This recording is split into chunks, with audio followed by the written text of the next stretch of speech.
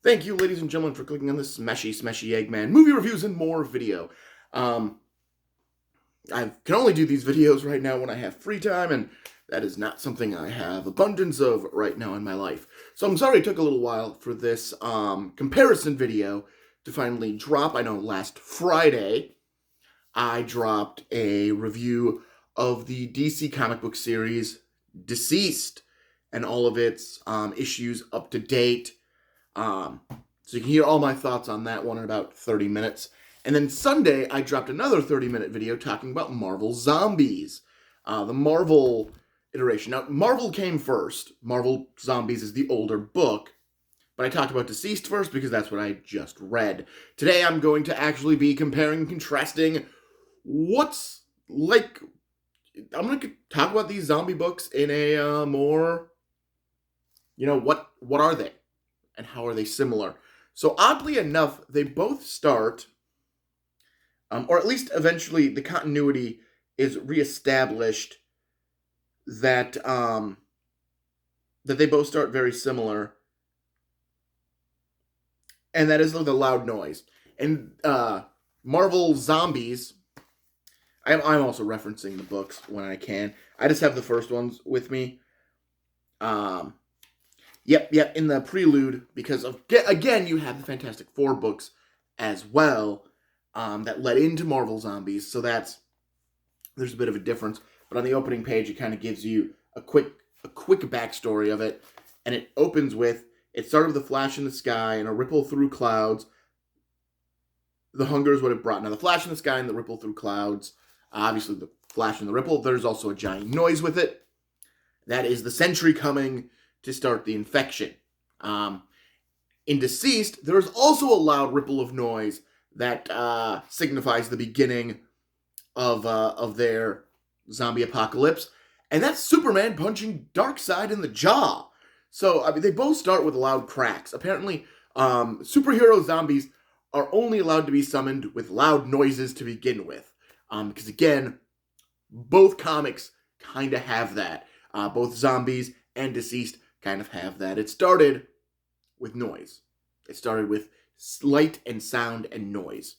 And then bad things started to happen, that being zombies.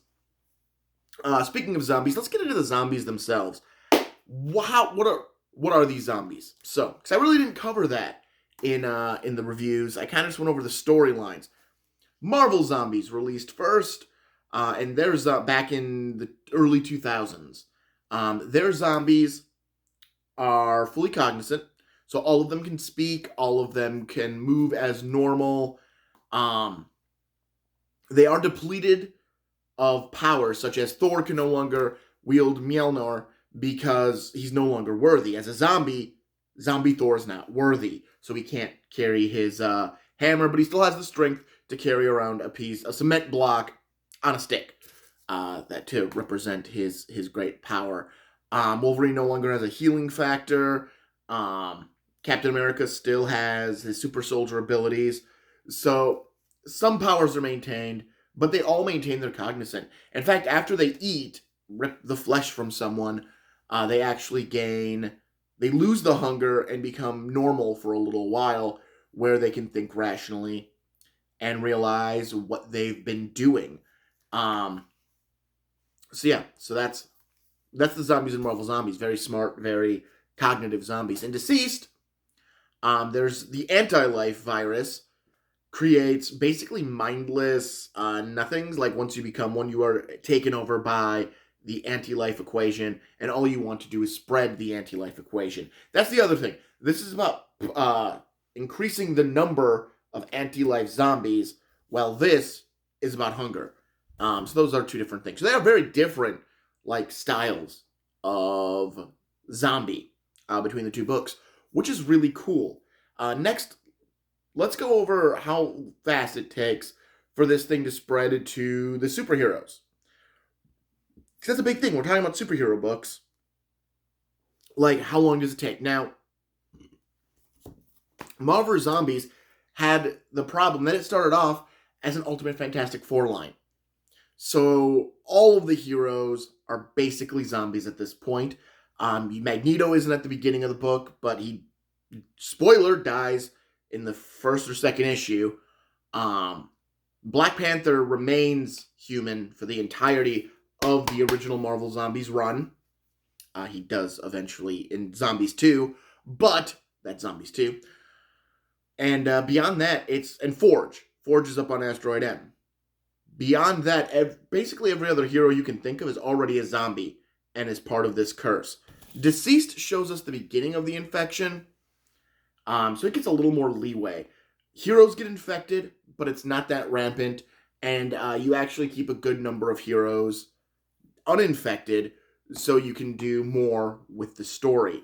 There is that issue that once you get past Marvel Zombies, into Marvel Zombies 2, and so on, they ran into that issue of not having characters, because they threw so many characters into this book.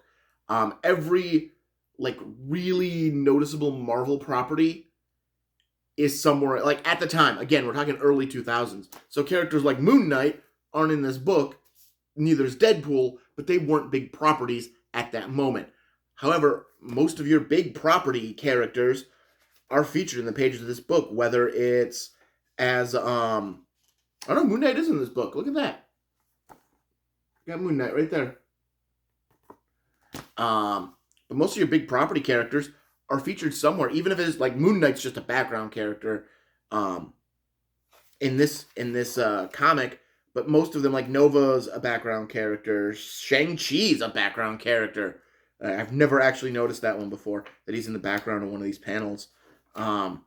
Most of the X-Men show up as background characters. Most of your, they're basically all here. So that's great, except you deal with most of them. Like, by the end of this book, there's 5 to 6 zombies left.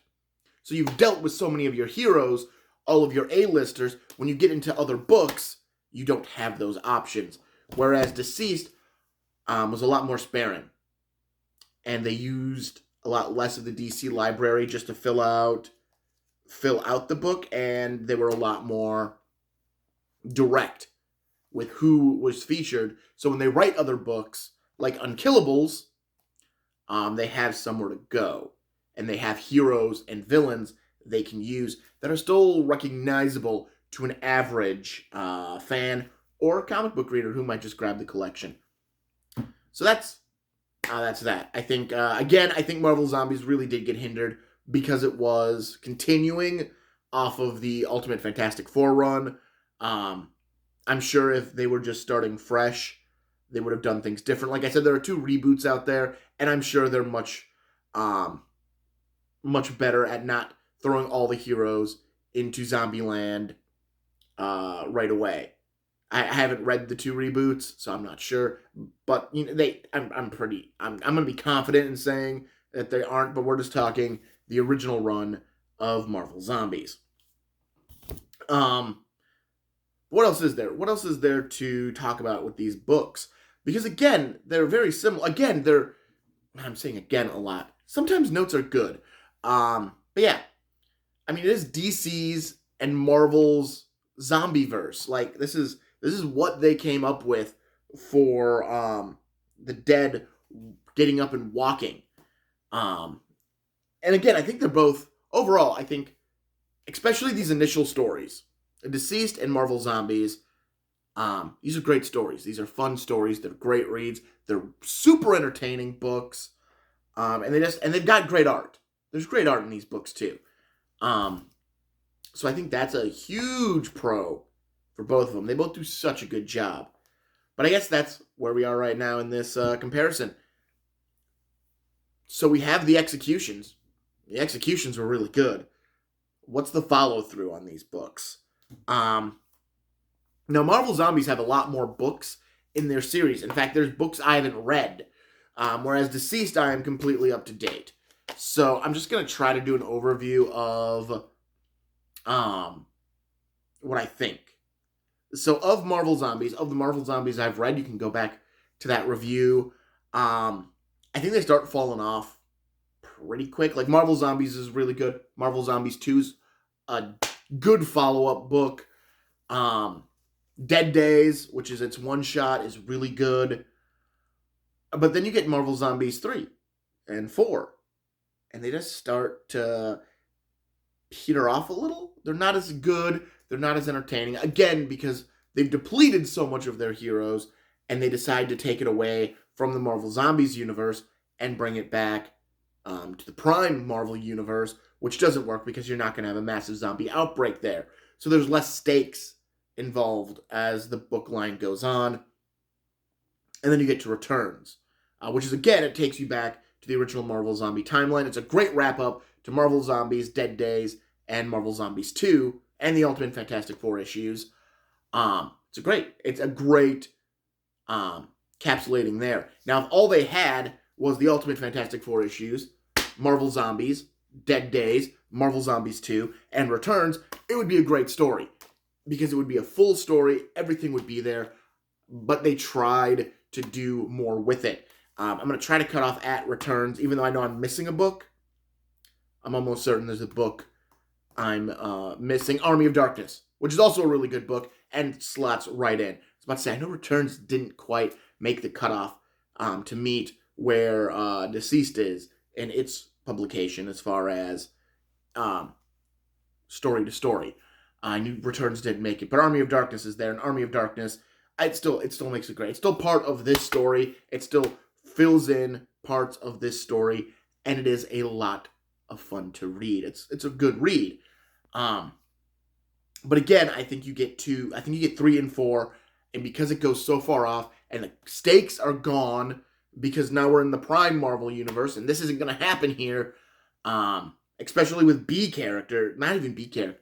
Like, at that point, Morbius is probably a C character in the Midnight Suns. Because, again, we're talking early to mid-2000s here. So, like, 2006, 2007. Maybe 2008. I swear I had Returns by the time I graduated college. So what, Morbius and the Midnight Suns would have been C characters at that exact moment in time. And that's what you got leading the book, and Machine Man and Yocasta, who are D characters, probably. I think they're still D characters, given the fact that Yocasta is created by Ultron, and that was not part of that movie. Ultron instead created Vision, who I think Ultron also created. So you get, so you get bogged down really quick. Again, I think if you read The Ultimate Fantastic Four, Marvel Zombies, Dead Days, Army of Darkness, and Returns, and 2, because you need 2 in there, you get a great story.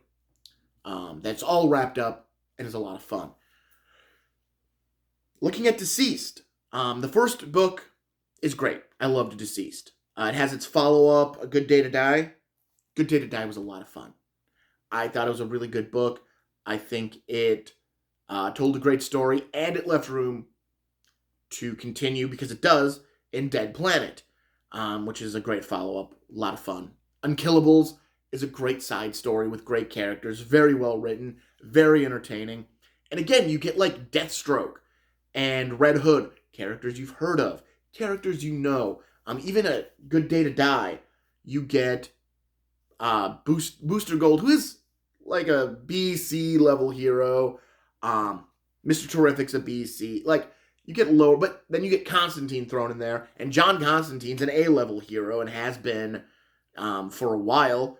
For people who read Marvel, he's an A-level hero. If John Constantine's in a story, John Constantine's a main character. But yeah, so you get that. So you do get, but you still recognize them, because DC's done such a good job of disseminating its heroes through other means. Mainly, it's a wide variety of television shows. If you grew up, you might have watched Justice League and Justice League Unlimited, or Batman the Brave and the Bold, and you would know who a lot of these heroes are just based on those 2 shows alone, because it really did get you to introduce to the heroes. But again, you get to Unkillables, you've got Deathstroke, Jim Gordon, Red Hood, again, all characters you know, you recognize, even without, like, most people just know who those people are. Then you get to Dead Planet. Dead Planet's really good. It uses the same heroes who are left over from DCeased. And it even adds in some more. Because now Constantine takes on a main role in the main storyline. And yeah. Then you get Hope at World's End, which again has some really good one-shots in it, but its overall story is not the best. It's the weakest of these. And now War of the Undead Gods is actually a very interesting page-turner. Again, I haven't finished that one because there's still 3 issues left to release, but it's a really good story so far. I'm not 100% sure how they can screw it up in 3 issues. They can. Anything's possible in the world of comics. But I think, as it stands, DCeased had a benefit, though. I'm going to say it because I think this is true. DCeased had a benefit that it's basically been written by Tom Taylor the entire time. And he probably had a general idea of the stories he wanted to tell through DCeased and broke it up into the various issues and series that we are now getting. So he had the ability to tell his full story and knowing where he's going to begin with. And that always is going to get you a better story. Where I think Marvel Zombies started off in Ultimate Fantastic Four. They went, man, people really like this. So they gave it their own continuation in a book. And I think that's it. I think this was probably originally just a one-shot thing, which is why Dead Days is a prequel, kind of filling in the gap left by the fact that they were just all zombies in Ultimate Fantastic Four. And Army of Darkness crossover is also a prequel because of the same thing. Like, you're not telling more story, you're going back and telling the story that comes before this. Then they needed to continue the story. Because now you've told the prequel, you've told everything that happened before. Now you gotta start telling what happens next. And nobody was planned for that. Nobody planned for what's next. So they just kept coming up with ideas for what's next. But yeah. So those are my thoughts on the comparison of the 2 stories. Now, would I say one's better than the other? I don't think so. I think once you weigh everything I've just said and the benefits DCeased has had over Marvel Zombies, just in the fact that it's had a single writer, it's probably been planned out, and Marvel Zombies was just a phenomenon that they kept making more stuff because people kept wanting more stuff. I think it's really easy to say that, yeah, Marvel Zombies would have had a decline, just for that fact, that it wasn't a pre-thought-out thing. It was just man, people really like this book. We should give them more. Man, people really like that book. We should give them more. Man, this is selling well. We need to make... And it's a very different mindset than, I've got this story, I'm going to wrap it up here, but if it sells well, I've got more. And I think that is, I think that's a benefit. However, I will say if you are looking for superhero zombie action, you can't go wrong with either. If you are more of a DC person and you want to grab some DCeased, do it. You won't be disappointed. But if you're a Marvel fan and you want some Marvel Zombies action, and you can find a copy of this book, because I'm not 100% sure if the older Marvel Zombie books are still in publication or not, you can. And you'll be entertained both ways. So I'm not going to pick one. I'm not going to say one's better than the other. I'm not going to say I prefer one. Because, honestly, I just read this. This is really fresh in my head. And I really liked it. But I've been reading this since I was in high school, possibly middle school. Again, I can't remember what year Marvel Zombies actually dropped its first issue. Or even this hardcover. Because, again, I read digitals to begin with. But I've been reading this every couple of years. I didn't even reread it for this review. I just remembered because I've read it so many times. And now after talking about it twice, kind of want to reread some Marvel Zombies. I'm not sure if I'll reread all of it or just this, Dead Days, Army of Darkness, and 2 in Returns. I might just read those because they're the good ones. But again, that's a lot of good comic for how long it's been, for how long Marvel Zombies has been running. That's a lot of good comic.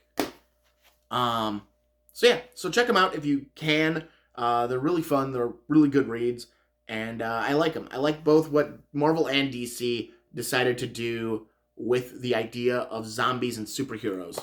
All right, well, this has been another Smashy Smashy Eggman movie reviews and more bonus video. I am Martin Prevost. Like, comment, subscribe, and I will talk to you later. Have a good one.